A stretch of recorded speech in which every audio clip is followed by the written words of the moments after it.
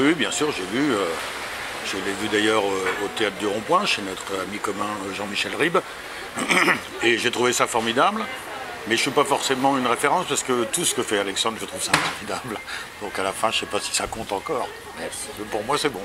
Je connais depuis longtemps sa passion. D'abord, sa passion pour des tas de choses, dont les sciences. Et on a travaillé ensemble sur un petit module qu'il avait fait qui s'appelait la physique quantique, un bilan mitigé, point d'interrogation. Tu as travaillé avec lui sur ce Voilà, truc? absolument. Oui. Donc, voilà. Ah ouais. Nous partageons ça aussi depuis longtemps. On ne passe pas assez de temps, lui et moi, à discuter pour pouvoir aborder tous les sujets. Donc les dernières fois qu'on s'est vus, on a abordé plutôt probablement des sujets de la vie courante. Mais je sais qu'en tout cas, voilà, avec lui, on ne s'ennuie jamais à cet égard.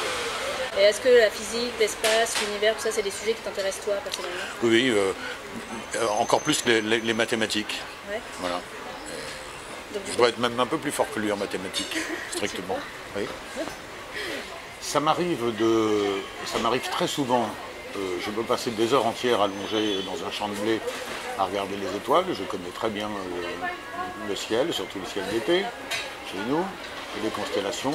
En revanche, j'évite soigneusement de penser plus loin parce que le silence éternel de ces espaces infinis m'effraie terriblement et m'angoisse, et que être cet infiniment petit dans l'univers et surtout dans le temps, encore plus affreux, me mine, donc je préfère ne pas y penser. Moi, ça ne me rassure pas de sentir qu'on est un minuscule micro-atome dans une machine qui nous dépasse par l'avant, par l'arrière, par-dessous. Donc je préfère rester attaché un peu à les pieds sur terre comme une vache, un chien ou une poule. J'ai l'absolue certitude, pour des raisons simplement statistiques, pour des raisons de probabilité, qu'il existe, oui, une ou même probablement 150 autres formes de vie. Mais ça ne me change rien, parce que de toute façon, elles sont bien trop loin pour moi. Donc ça m'est un peu égal. Tu penses qu'on n'a jamais été visité? Alors ça, c'est une autre question.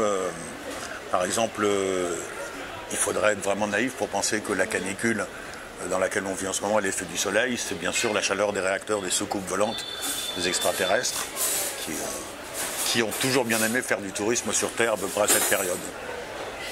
Le professeur Rollin aurait-il quelque chose à dire sur la question extraterrestre? Justement, je pense que le professeur Rollin, il renverrait la question à son infinitude.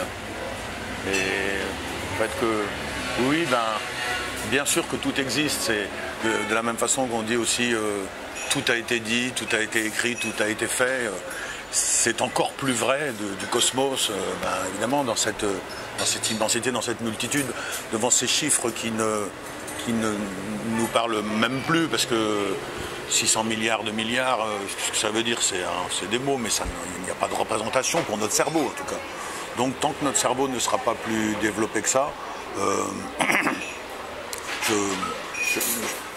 le professeur, il va simplement, justement, il va rentrer dans l'abstraction de ces chiffres-là. Pas essayer d'y voir quelque chose de concret, puisque sur le plan concret, ça c'est concret, mais une forme de vie à 650 millions d'années-lumière, ben oui, mais alors... Et si on trouve des bactéries sur Mars? Oh, ben, ça, ce serait une banalité. Moi, ça me bouleverserait pas. Je dirais, ah ouais, ah bon, bah ouais, tiens, pourquoi pas, ouais, il y a eu de la vie sur Mars. Ce serait, c'est à mon avis très improbable, mais... Donc du coup, dans ce spectacle, il joue un scientifique qui donne une conférence sur la question de la vie extraterrestre. On apprend des choses puisqu'il s'est entouré de spécialistes.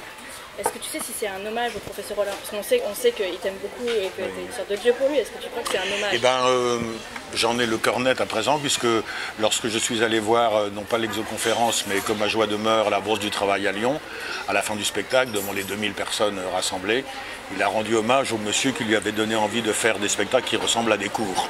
Voilà. C'est trop mignon. Et il l'a pas dit encore après une exoconférence? Tu sais pas?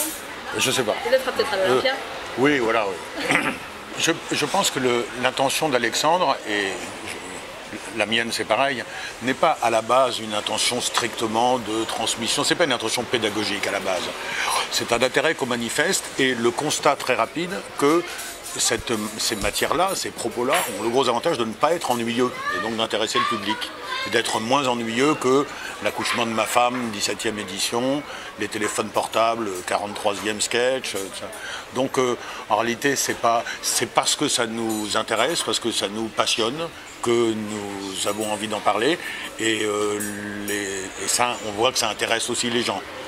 Mais c'est pas une mission sacrée de dire ouais, je crois que je vais passer mon temps sur Terre à enseigner. D'ailleurs, sinon, on sera enseignant.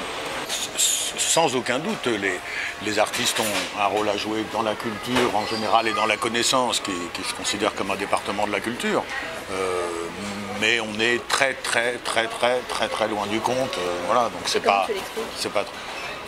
Parce que la masse est médiocre, voilà, parce qu'on vit dans un monde médiocre, et que donc les tendances à tirer un peu vers le haut sont rarement couronnées de succès et souvent battues en brèche. Voilà.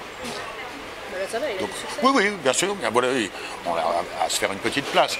Mais enfin, si un jeune artiste vient me voir et puis il me dit, évidemment, d'abord, je lui dirais, je te souhaite le talent, le génie d'Alexandre Astier. Mais même s'il a des qualités, je lui dirais qu'il a probablement plus de chances de faire du succès en racontant des grosses conneries. Sur voilà, des grosses conneries, ou des trucs du comique familial dans lequel tout le monde se reconnaît, que de donner quelque chose qui, encore une fois, tire un peu vers le haut.